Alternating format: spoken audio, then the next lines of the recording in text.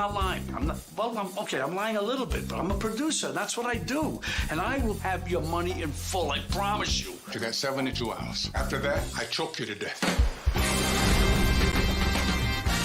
Come on, I'm not an idiot. You haven't painted the most accurate portrait of our investor. All right. We've been in trouble before. We always find a way out. It's all over the street. You need money. Why don't you guys come by the set? Frank Pierce is gonna be there. Excuse me, Mr. Pierce. I'm so sorry to bother you. Can I get your autograph?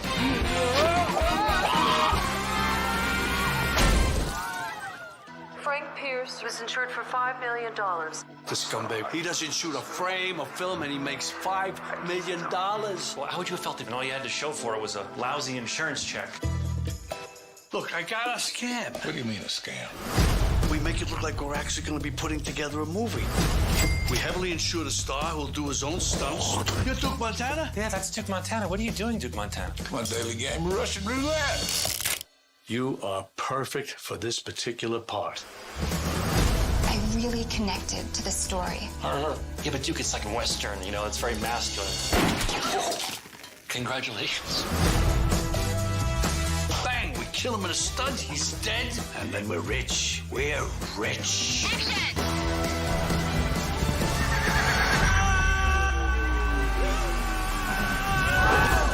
Duke Montana, if he were alive right now, I know he would be saying, "Where's that damn horse at?"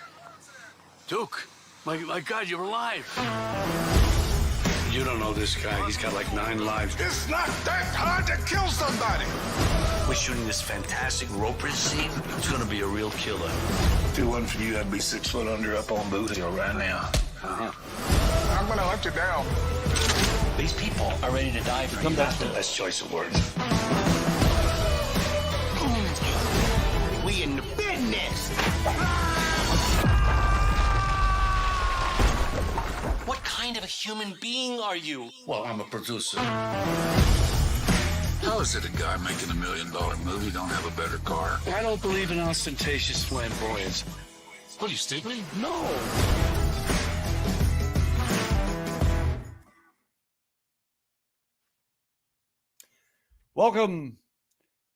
Welcome to all watching on so many different platforms to the Actors Initiative, brought to you by the Sacramento Film Festival and the California Film Foundation. Why, you may ask, are we watching a trailer with De Niro, Jones, and Freeman called Comeback Trail? Because our guest this evening should have been in that trailer too, because he's in that film. Let's welcome writer, actor, producer, Paul Witten. Come on out here, Paul. Hey, Jeffrey. What's up with, how could they possibly consider not using you in that trailer? I don't know. I wonder the same thing. Why the hell aren't I in it? Get Herbie Grimes on the phone now. Get in touch with my people. Yeah. No, it's such a fun movie, and I have a great supporting role, but it's really not about me. My role isn't one of the roles that advances the plot, like all of the other wonderful people that you saw. Oh, wait a minute. You're not a principal. Oh, listen, I'm sorry. I'm canceling the show. We're gonna go.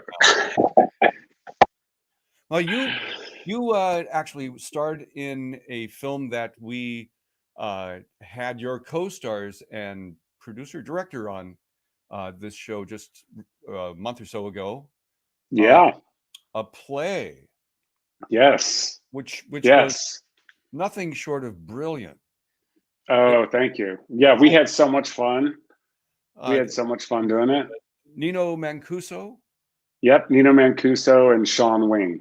Sean Wing. They were wonderful guests, and you know, I got to screen a play before doing the interview with them, and I was snorting. I wasn't snorting. It was a drug. I was laughing. I was so hard. Right, like a good snort. Oh boy, I don't do that very often. I love that. And then the twist at the end. Oh my God. Yeah, don't give that away. In case people. Did you also write that, puppy? I did. I wrote it with Sean and Sean Wing and Mara Marini. The three of us wrote it together, and you know we've all seen or participated in shows that some are better than others. Some are some are not good at all. But we've all sat through the ones that our friends have invited us to, right? And that have been maybe less than fun. And what do you say? Because you want to support, but you don't want to lie, maybe. And it's a whole thing. So we just had this idea to kind of capture this lovely thing that we all experience of supporting friends' art and what happens. Taking it to the extreme. Taking it to an extreme. Yeah. I'm so happy and pleased and tickled that you did that, because many is the time I am in that situation, and it's only so often so many times you can say, well, that was you up there, or right, or you did it. You did it. I'm so happy you did it. Right. I generally, as a bad boy, I'm not feeling well at intermission, I had to go, something like that. But right. There's all kinds of excuses you can come up with, I suppose, and it's always nice to kind of support your friends. And I just tell people, if you're going to tell me that it's good and have me see it, then it better be good. Don't rave about it, and then have it be a dog. Or tell me it's bad. Just say it's really bad, but we really need audience, and I want you to support it. So, because I will. I get into more trouble. My wife hates it when I say, if you'd like my input and notes, let's get in touch tomorrow, or when you're free. And right. No, don't say anything. I'm an acting coach. I'm a 40+ year professional performer. I want you to be better, and right. My nature is to tell the truth. It's gotten me so yeah. I know. I think the three of us too, Sean and Mara and I, we all kind of want to tell the truth too. But sometimes it's really hard because you don't want to be mean, right? You want to be constructive if you have something negative to say. But I think it's really incumbent on the receiver of the information, because I have some friends I can be really brutally honest with, and they want that. They want my honest, opinion for whatever it may be worth to them. And then there are other people that don't. They really just want you to say, very nice, good job. So that's what you do. And the older I get, I'm like, great. Because it's too hard to think about coming up with a creative way to be honest. Yeah, and someone like you now, I imagine you're in demand because of your really high profile jobs that you have. So for the audience out there watching and aren't familiar with Paul, he's a regular reoccurring with Jennifer Aniston and Reese Witherspoon and on Witherspoon. I love it. On the first season, I did a couple of episodes of that. It was fun. It was a fun show to do. That show is called The Morning Show on. Correct. As well, you co-wrote a show that you co-star in. That correct me if I'm wrong. Was it originally a web series and now it's on Amazon Prime? It's on Amazon Prime. It's a short form series. It's a 10-episode series called Dropping the Soap.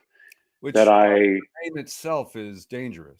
Yeah, it is. And it's not prison porn. It's actually behind the scenes of a failing soap opera. And I play Julian Draker, the main guy on the soap that has been with it for years and is getting older and possibly less relevant because of that, and is desperately, white knuckling, staying in his prime position. Co-starring with Jane Lynch. And, yes. And you two are at each other, or? Yeah, well, I do my best to go at her, but she's tough. So, I mean, in the show, off the show, she's great. So you had mentioned briefly before we went live that you studied at the Groundlings way back when.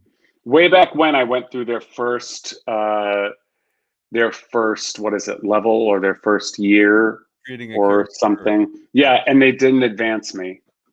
So I had sour grapes, and I said, okay, well, I had my own idea about why, but it didn't matter. I had fun when I was there, and it was, a cool group. And Dax Shepard was in the group, and he was great. A couple other people. I'm friends with Len Stewart, and I know Paul Rubens came through, and so many, Cassandra, just so many wonderful folk, and comedy with Julia Sweeney and others. So that's awesome. Did you have that mustache when you did it? No, I'm. This is for a part. I'm playing Twain in a project I'm working. Oh, that's awesome. Yeah, that's awesome. I had a full pandemic fur that I just shaved a couple days ago because Simon Wheeler, the character I was playing for that, is a minor telling Twain the celebrated jumping frog of Calaveras County story. Oh, that's great. Look at that. Now I'm going to turn around and play Twain and introduce this pilot of this series. Congrats. Awesome. That's awesome. Thank you. Yeah, I brought up the Groundlings thing thinking that maybe you did soap parody back then, because I remember when I was with LA Theater Sports down around the corner from you guys at Groundlings, we do improvised soap operas. And I figured that was maybe something you honed. No, honestly, like the whole idea for doing this series, I was taking a nap one day and I was trying to create something for myself because I wanted to work. And this was going back several years ago. And so I came up with this idea, and I approached a couple of friends, and we got together and started talking about it. And then I approached another friend who writes and talked to her about it. And we started on the road of creating this show. And we shot a few episodes, kind of like grabbing your camera and your buddies on a weekend. And we did a few episodes that then some people saw and were like, oh, this is actually really good. And you shouldn't, this was at the beginning when this is years ago, when people were kind of just starting to create their own content. And so they said, hold off, don't put it up yet. Let's see if there's a life for it beyond, what maybe you were thinking, which was just put it up on YouTube, or have some tape for yourself as an actor. Is we all know, it's nice to have something for ourselves for tape.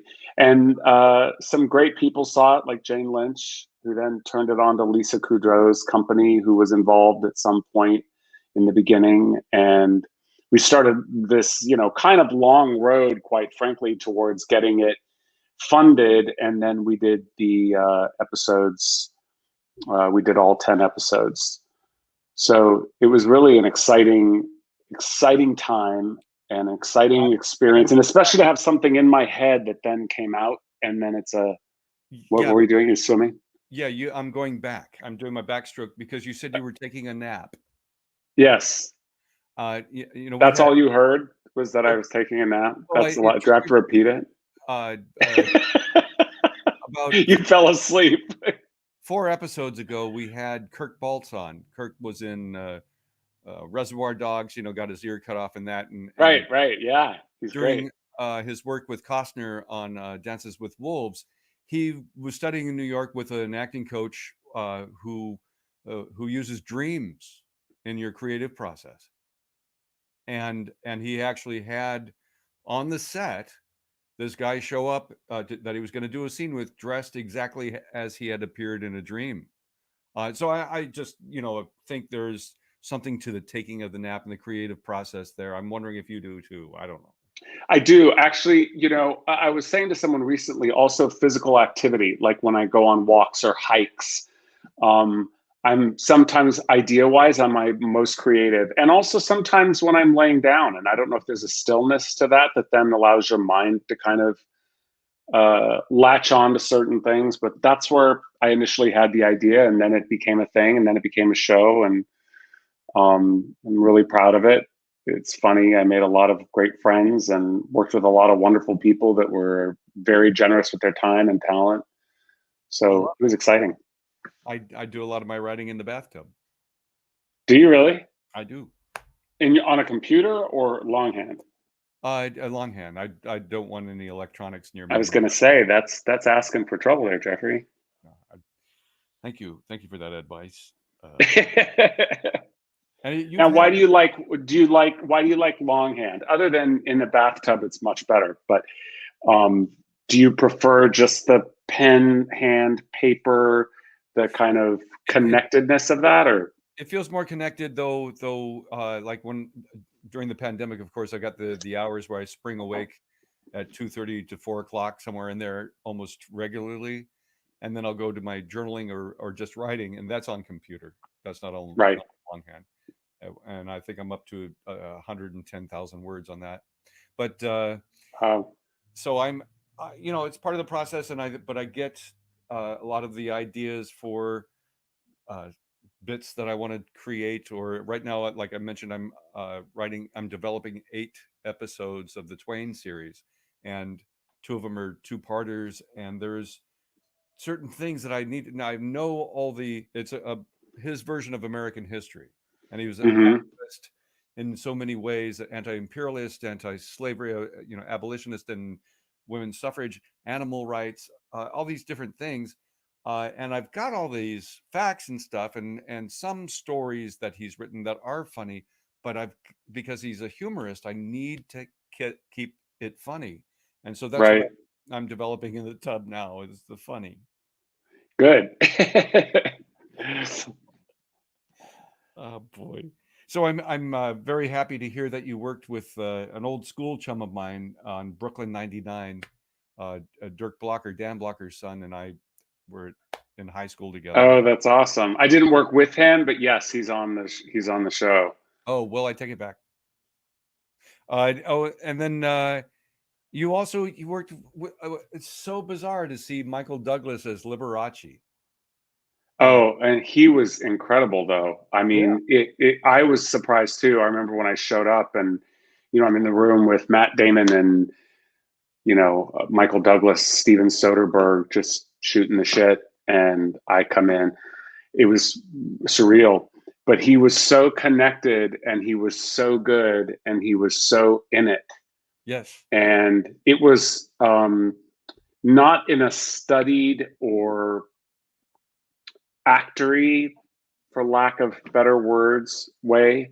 It was just really plugged in, and we could talk and have conversations, off camera, and he would step right back into it, and he was so good, and wasn't commenting on it, which I think would be a real trick, but he was just delightful as a person, and also wonderful in the role.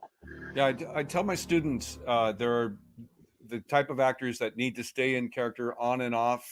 There's you find that with Sean Penn and other famous actors, and I feel that's mainly their technique for being grounded in a character that's probably too alien to them. And other actors who can, like you say, just turn it on once the camera's rolling, turn it right off, and then talk to you as themselves. And not, there isn't one size fits all. Let's, if you don't mind, can we take a look at some of these pieces we're talking about in your demo reel? Sure. Sure. I don't know if you want to narrate, or we'll just talk to you. Oh God, no, I don't need to narrate. Anyone can ask a question, but I think it's pretty self-explanatory. So because this is industry centric, I know we mostly have actors watching, but Olivia's so lovely. No. Sorry, I was just updating my Netflix queue. I wanted to get Titanic. I hear it's hilarious. Right, it is. It's so. Help me! I'm sinking. The boat. There goes my family. We're just all dead, and it's cold in the ocean, and everyone's gone. Table for one. Of course. Does the gentleman require jacket and tie? Yes.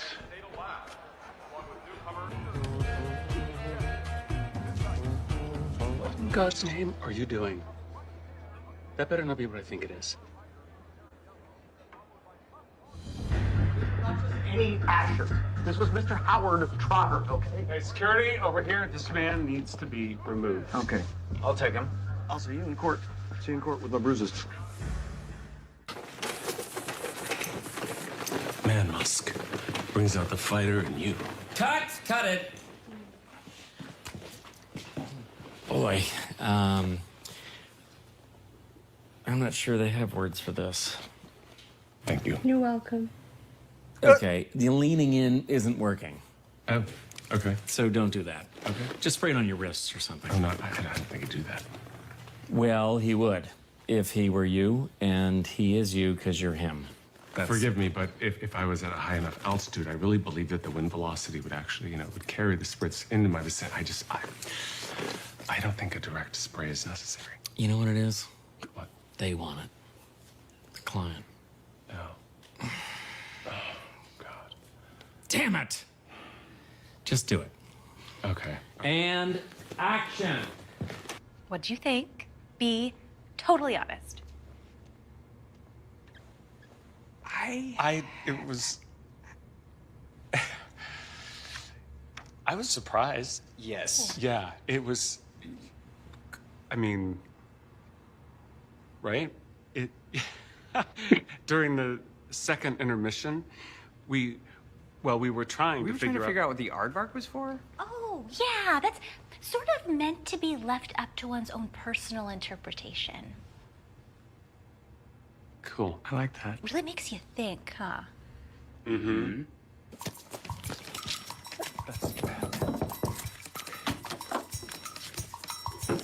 Come in. Hi. Hey, Peter. I had no idea you were here. That's funny. Your assistant said that. Oh, no, she's hard of. We didn't. I love these new drapes. I just got. Welcome. How are you? Good to see you again. Yeah, so I hope it's okay. I was just finishing up with Olivia, and I brought you some baklava. I didn't know if it was still your favorite. Yeah. Thank you. Thanks. Sorry, I didn't get you anything. You didn't know I was coming. Right. I didn't. I did not know you were coming. Still, you're right. It's pretty rude. So I don't watch soaps. Oh. Yeah, okay. never. Okay. I never do. But your picture, look, it's everywhere. I'm sorry. What? I mean, right. I didn't put them up. I mean, No, they son, put 'em I'm up happy for you. How long has it been on? Long time. I know that she might really be suffering, and if someone doesn't have the guts to do something... Not sure she's suffering. Well, we can't really know that, can we? Yeah, the vet said she was doing better, so... They say that, but they're not animal experts. Yeah, they are. He's so unprofessional. Hello. Hi, this is Scott Thorson. I'm sorry, who? I can't... Scott, I'm Bob's friend. I was at his house I have medicine for his... Wait, hold on. Scott somebody? Who? Friend of Bob's who was at your house Scott. yesterday as medicine? Scott? I remember, back in the 80s, Falcon Crest was a top 10 show. I mean, every week, people would come up to me on the street, because it was an important show. Every time. Paul? Every time you share, every time, you mention Falcon Crest. Jealous much? It's like, what have you done, man? We get it. You're on goddamn Falcon Crest. We get it. Let's move on already. Would you mind your own business? Why don't you go get another, whatever that is? It's called a donut. Donut. I'm not done with this one, but thanks, Lorenzo.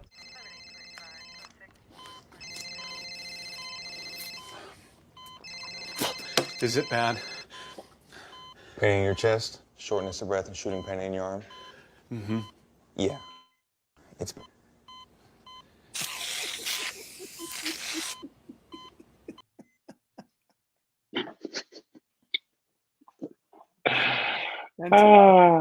Wow, you're blessed with a really fantastic talent for bringing the comedy effortlessly to every one of those. It was just delicious. Thank you. I'm sure the whipped cream was delicious. Was that Billy Zane as the cop? No. No, it kind of looks like him, though. I've never thought of that. No, that's not Billy Zane. We didn't get Billy Zane. The guy we got was great. You probably paid more for the lookalike than you could have got. Bill, no, never mind. because this is the Actors Initiative, and we talk about, who would you study with, what the technique and something. I notice you do something that I just adore when I see actors doing it. Uh, and I'm gonna just kind of complexified as my brain often does. Uh, I ask my actors, to think of scenes that are not starting at the beginning when you hear action or something begins, that that you're in the middle of life, that you already have an activity going, because otherwise you're going uphill. Whereas if you have an activity which brings life, the whole, I guess it was Stella Adler who was, a big advocate of that. You do this so beautifully where you have life going on already, it seems. And at least most of those clips that I saw, whether it's, in the middle of chewing the donut, or uh, my kitty cat's here joining us. um, and you have also this incredible subtext that's effortlessly shown without being heavy-handed. And I don't know who you've studied with or anything, or this is something you developed on your own. Can you elaborate on any of these? Well, thank you very much. That's very, very kind from someone as studied and illustrious as you. I appreciate the kind words very much. I don't have an answer with that's a fancy. I didn't go to Juilliard. I didn't really study. So I think that's it's always kind of been what I wanted to do ever since I was a kid. And I always loved seeing movies. So I suppose I kind of studied under every single person I ever watched on television growing up or in movies growing up. That was really my education, and then doing it because I did theater from when I was little. As soon as I was allowed to, I would start doing plays. And, the audience teaches you so much. They teach you when you're full of shit. Pardon my French. But you learn so much from that live audience that, to me, that is a class. So I suppose just doing it is how I've, learned and continue to learn. It's, as we all know, it's something that never ends. It's ongoing. But I did not go to school or study with any one person in particular. I think, 15, 20 years ago, I had auditioning classes, how to do auditions, stuff like that, which was helpful. It's longer than that. I'm making it up. It's longer than 15 and 20 years ago. It's probably like 25 years ago. Jesus. But yeah, I think that's really kind of the only class situation that I've been in. That's a terrible answer to say, isn't it? Well, no, I love it because there are those talents out there. I was in London at the Back to the Future cast reunion with Leah Thompson and her daughters, and Zoe Deutsch, one of her daughters, love her, works all the time. And and this was 2015, before she was, she was already making a name for herself and her star was rising. I was like, who you study with? And she was like, I don't study with anyone. I was like, that's fantastic. That's wonderful. And of course, her mother is a great actress and dancer, and her dad's a director. So she grew up in the industry. But, a lot of folk that I put you in the category of now, in my mind, is that you're intuitive and that you absorb from, like you said, what you watch and what you know. I asked earlier if, maybe you worked soap operas at Groundlings or something like that, thinking you're drawing on something from your experience, but you probably watch the soaps and then I watched. Yeah, when I was a kid, I used to run home to watch General Hospital so that I could see the last 15 minutes. Because we got out at, I think, 2:30, and so it would take me 15 minutes to run home, and then I'd get to see the last 15 minutes of the show till it ended at 3.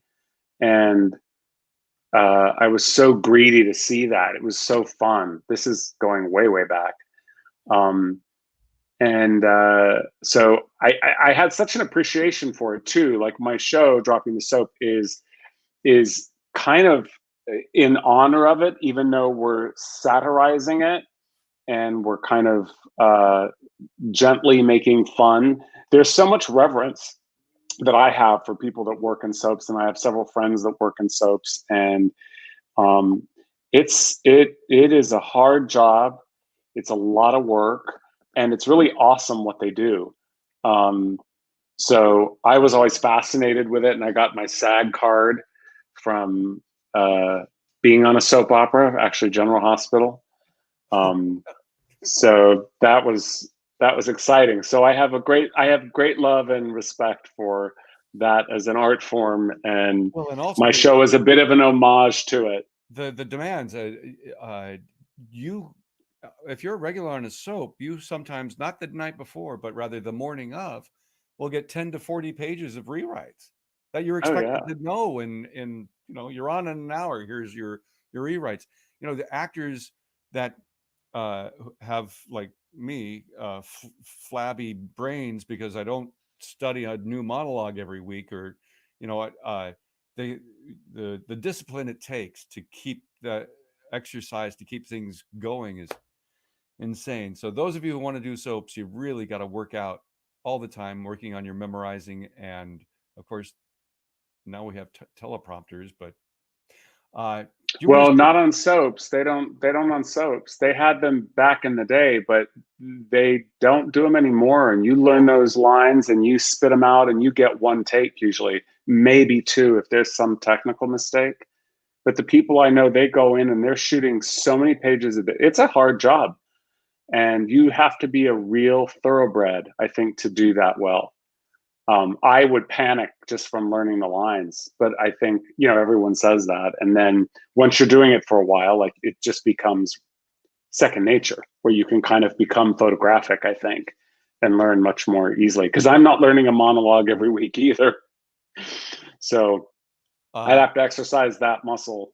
Thank you for that wake-up call. Thank you for that wake-up call. Do you want to let us show a little bit more of Drop the Soap? Sure, yes, absolutely. Oh, Jordan. Jeez, I'm dying, Swasan. Don't say that. Oh, Missy Pyle. Not when I can I love save her. Guys, hold up. I almost had a real tear. The network just hired Olivia Vanderstein. Is that bad? I'm Olivia Vanderstein, and I've been asked by the network to replace the executive producer for Collided Lives. It's a dark time for everyone at Sunview River Falls. You're having people voted off the show? Welcome back. How was your nap? You, gone. Face cancer. Television is changing, and Collided Lives will be changing with it. No! Oh, I'm so glad you're on board. Listen to me, you chubby little muppet. I am Collided Lives. It might as well be called Collided Julians. That's how important I am to this show. I'm your long-lost childhood love detective. Your wife is dying of very rare ear disease, and my brother's head writer. So you do the math.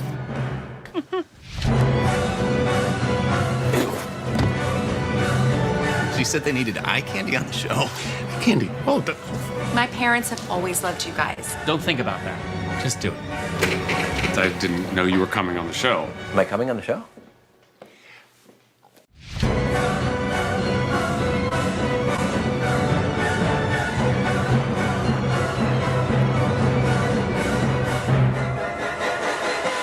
Love it.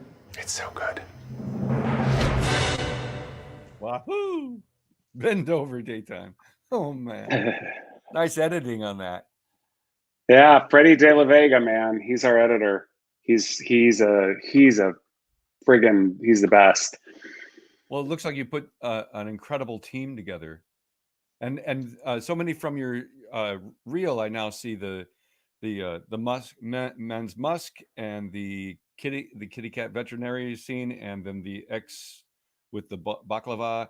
Those all seem to be from the soap. Yes, those are from some of those. And I had worked with Missy Pyle a few times, so I asked her if she would come on and play Soisson, the maid on the show within the show. The idea of Dropping the Soap is that it starts with like a 1 or 2 minute clip of the show, Collided Lives. So we start off with 2 minutes of Collided Lives, and then the rest of the show is behind the scenes of what's going on, sometimes which mirrors what you've just seen in the actual show within the show. It was really fun. It's fun watching that again. Oh, we love Some it. great people. Was the therapy group with Sally Kirkland from the show as well? That was a spec pilot that a really wonderful friend of mine wrote, Renee Ashton, called Actors Anonymous. And yes, with Sally Kirkland, Lorenzo Lamas, really great. Renee Ashton was in it as well. It was really fun. Great project. And I think they actually, I'm not sure exactly how it ended up, but they got an offer for a deal. I don't know why it didn't go, and I don't know enough of the information, but it got a lot of attention in festivals and what, it was really fun. Oh, I'm sorry it didn't go. I was in a similar one, segment of the Man Show in the Assaholics Anonymous scene. Assaholics? Yes, I was asshole number one. I was a sensitive one. I got to cry. You can probably find it on YouTube somewhere. That's great. Assaholics. That'll really change my search history. What fun to work with Sally. Yeah, I've actually done a couple of things with Sally. She and I started a movie when I first started out called I Married My Mom, and I played her husband and her son. It has yet to find a distributor. Oh no. Well, but that was 1992, I think. 1992. It was a long time ago. She's been nominated. Has she won an Academy Award? I know she's been nominated. She won a Golden Globe. She was nominated for her work in a movie called Anna. Yes, which was she fantastic. was marvelous in, and I think that's what she won the Golden Globe for as well. And that was a few years before we did our little movie, and so she was hot off of that, and she was just a riot to work with. Gosh, I hope it still sells. Damn it. Yeah. I'm waiting my time. Please. What happened? Yeah. What is that? I'm terrible with math. 92. That's almost 30 years ago. Yeah. Yeah, almost. We'll see. Fingers crossed. Wow. And I, as a coach, also tell the students, right up front, overnight success usually takes 20 years. Mm-hmm. And you can cut that time in half or more if you do exactly what you have done. And that's by writing and producing your own project. And because of the advent of digital media, digital equipment, and the proliferation of filmmakers like we have here in with the Sacramento Film Festival, the 48-hour festival, and there are teams of filmmakers out there that you could bring your project to and plug them in and go to Hollywood with your own product in hand. It's absolutely true. And it's actually so much better now than when I first started, because you do have, you have your phone, and it's so much easier. You can edit on your phone. So it's wonderful. And I love it. I love writing, and well, I don't really love writing sometimes, but it's really more about creating and storytelling. And I love to collaborate with people. So for me, the fun of writing is to write with other people. I have written stuff on my own as well, but what really gets me juiced is to do something like I did with Mara Marini and Sean Wing and write a play. And we wrote another one that we were going to do right before COVID. And then obviously COVID changed some things. And we're actually writing a third one currently. So it's all about creating your own stuff. And success is defined very differently. Success for some means money, for some it means opportunity, and for some it means just creating your own stuff and getting it done. That's successful, and it's all true. It's all successful. Thank you for that. Of course, true. And so the project that got derailed by COVID, are you going to return to that one?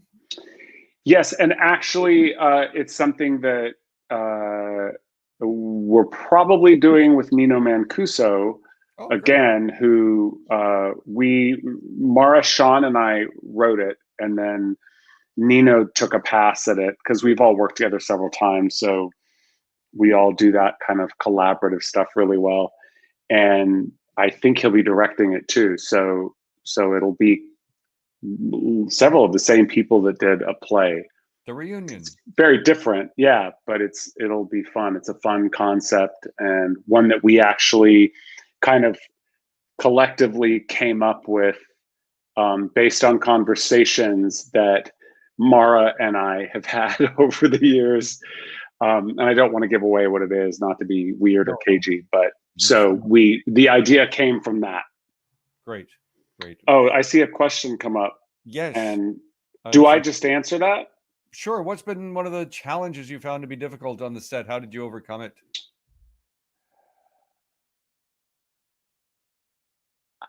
Oh God, I'll be really honest. I have had really, like, I just shot a movie last week. I just did some work on a movie, and it was just a magical, fun experience. And I have to say that almost all of my experiences have been, I've been really, really lucky. And even when there have been little hiccups, maybe for a day or two, it always seems to turn around. And I think it's because I love it. And I think most of the time people that are there love what they're doing, and they don't want to have any of the consternation or trouble or difficulty. There was a project that I worked on where a particular actor was very competitive, and I'm not competitive, and I'm not competitive at all. I'm competitive with myself, but not with other actors. And I'm not a big fan of actors that are competitive with other actors. I feel like that's just something I don't want in my world. And I've worked with it before, and it's not fun to me. It takes a little bit of the joy out. But there was a time where for a couple of days it was a little awkward, and the way I dealt with it was by not dealing with it. Because I'm going to have the experience I want to have, which is going to be an awesome one. And I wasn't going to let someone else's stuff, which is what this was, taint my experience. So, and luckily this person came around and apologized 2 days later. So it was all fine. So I hesitate to mention it, but it does happen. You know what I mean? Like, that stuff does happen.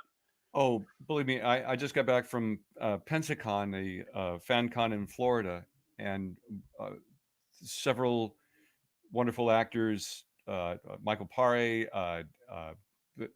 several dinner with a lot of the stars and now producers there, listening to the horror stories of actors who refuse to come on set. Oh, you're showing pictures of me with Harry Waters Jr. and Don Full. Hi, thank you. That's awesome. And Dirk Benedict and Claudia Wells. So the stories are like of my friend Billy Butler, who went from being in front of the camera into writing and directing. His new book is just full of working with Tom Sizemore, who was completely nuts on set, or problems that these producers have to solve with either insecure actors or they're medicated or whatever the case may be. It's mind-boggling.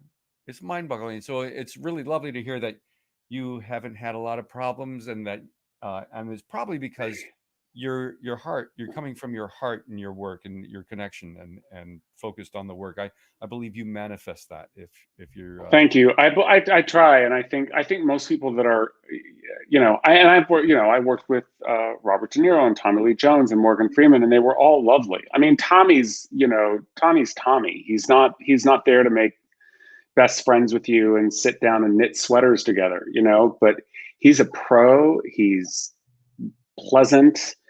They're great, and they've been doing this forever. Jennifer Aniston could not have been more lovely and warm. And Jane Lynch, she's the best. She's funny, so funny, and is game to do anything, and obviously so talented. And she really, she won the Emmy for Dropping the Soap. I don't know if you had mentioned that, but I'll mention it. I didn't know. I did read the reviews. One site said it was sensational, and I saw all the film festivals that a play had won awards at, but I didn't know that she had won the Emmy. Congratulations to her. Not for a play, for Dropping the Soap. For Dropping the Soap, I know. Right, and that was fantastic, because here's a person who came in and really did something so lovely by getting involved in this and saying, hey, I want to be a part of this. Is there a place for me? And of course, I was going to make sure there was a place for her. And she was just dynamite. And then other people started getting involved. And I was so happy the night we were at the Emmys and she won, because I can say thank you all I want, and she's not someone who's really all about awards or at all about awards. But I think there was something nice for both of us to have shared that experience, and then to have her rewarded professionally for something that she just dove in and did with no expectation, wasn't paid a lot of money. She's great. She's everything you want her to be. Yeah. She's everything you want her to be. I couldn't say enough great about her. She's awesome. Nice. Well, so it sounds like the teams that you've been a part of, the ensembles, are, just a blessing. They are. And I think, as we get older, and I'm sure you find this too, Jeffrey, you work with people that you like working with, and you write stuff for people. Like I just wrote a pilot, and I wrote it with people that I'd like to work with in mind. And whether it ends up being them or not, I think there's nothing better than creating something with your friends and people that you respect and that you want to work with. And then when you are together on set, that it's fun, because you're going to work your butt off. It's long days. Very often in these self-produced projects, it's not like anyone's making a lot of money. So you want it to feed people well and make it really fun. You also are like co-executive producer, writer of which Dropping the Soap. Yeah, I was the showrunner, and I created it. You're in front of the camera. You're showrunners everywhere. With the script and making changes and checking. How did you juggle it? Well, I worked with a really dear friend of mine, Mandy Fabian, who is the primary writer on the show, and she was the writer. And I, as a showrunner, would of course we develop stuff together. Then she'd go off and write it, these great scripts, and then we'd get together and we'd tweak them.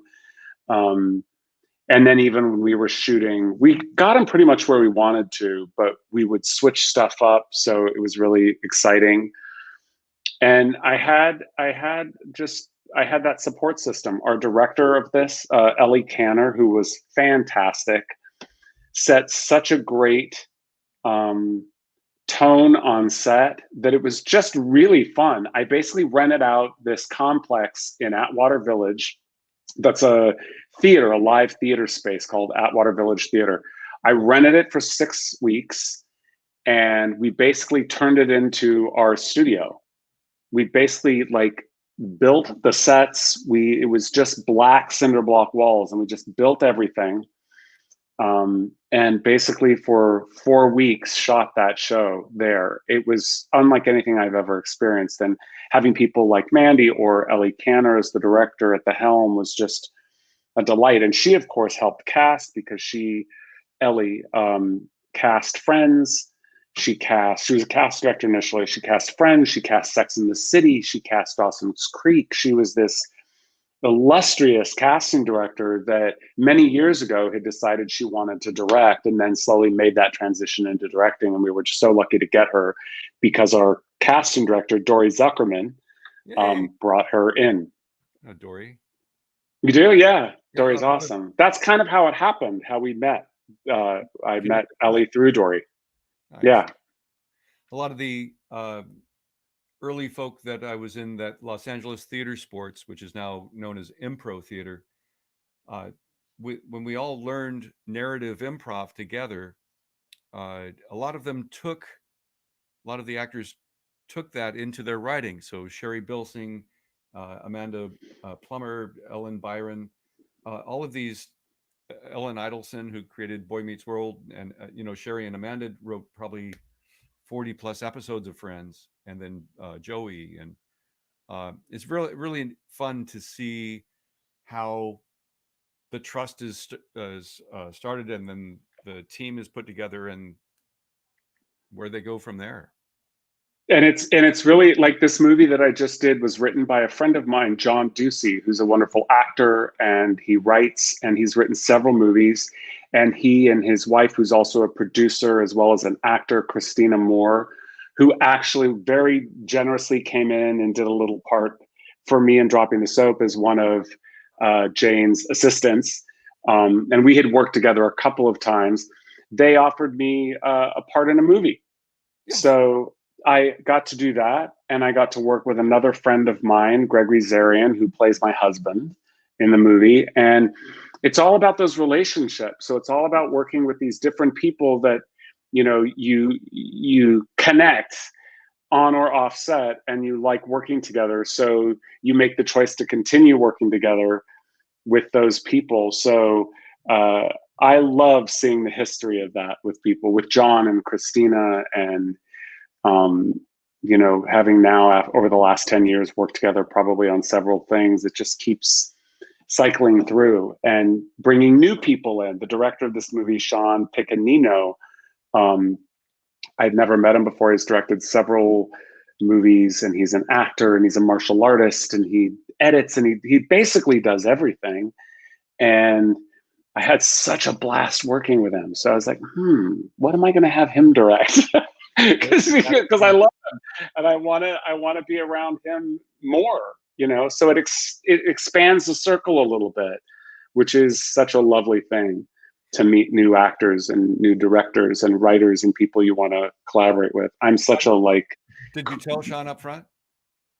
I haven't. There's actually a project I would like him to direct, but he's still directing this movie, so I didn't want to make it about my movie. Yes. And kind of infiltrate. So I'm going to let him finish that. And then I'm going to say, hey, let's have coffee because I want to talk to you about something. Right. I one of the business of acting tips I give, have one journal for your creative process, for all the things you need for your character and development and whatever you need for performance. And then have another journal for the business, to stay in touch with the serious people. So you have a way of checking in and doing exactly what you need to do, like you've just explained. So thank you for and be genuine in all of those things. Like, I find for me, I like the people that I like. I don't try to. I mean, I'm not a great politicker. I suck at politicking. So I'm just true to who I like, and that has served me, because hopefully they like me back. Sometimes I suppose they do, and then we get to work together. But I think if you're just kind of who you are on a set, the right people are attracted to you, and you to the right people. And I think you learn that. I didn't know that when I was in my 20s. I didn't know anything. So I thought I had to try harder or be something I wasn't. Right. And, for years I would do that with the best of intentions, but it didn't serve me because I wasn't really being authentic. So there was something about getting older, which I really actually like, getting older and becoming more who you are. And you're not needy anymore. So we're looking at the Comeback Trail, which was originally to be released last November, is now coming out July 22nd. I believe so. Yeah. So we're going to look for you in that. We're going to find you on Dropping the Soap on Amazon Prime.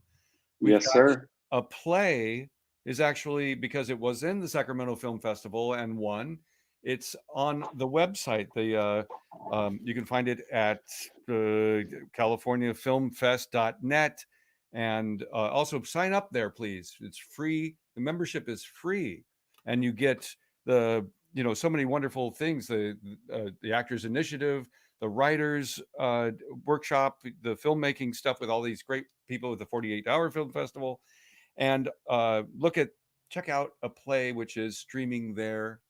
It's part of the 2020 Film Festival. Pretty easy to find. What else do we have to say? Gosh, I think that's it. I think we're getting back to normal, which is really, really refreshing. And this has been so nice to meet you and Marty, but it's going to be so nice once festivals open up and we can start getting back to a semblance of normalcy and actually, be in the same room. It was pretty wild in Florida because the con had maybe 80% masks, and once you got out on the streets, there was about less than 20% masks. And if you have someone at risk in your life, it's still a iffy time. But yeah, everyone stay safe and compassionate. And what can I say, Paul? What a treat to have you here. And my pussycat is very happy to meet you too. Oh. And I grabbed my dog, but she stopped barking, and she's sleeping. She's bored. She's like, I don't want to hear you talk. I'll send you his name. He's got an IMDb as he bites me. Oh, perfect. All right. Well, thank you for joining us on the Actors Initiative. My pleasure. Thank you so much for having me, Jeffrey and Marty, and for all the people running the tech to make this all work. Jordan, congrats again on your graduating. Yes. Everyone, thank you. All right. We'll see you at californiafilm.net.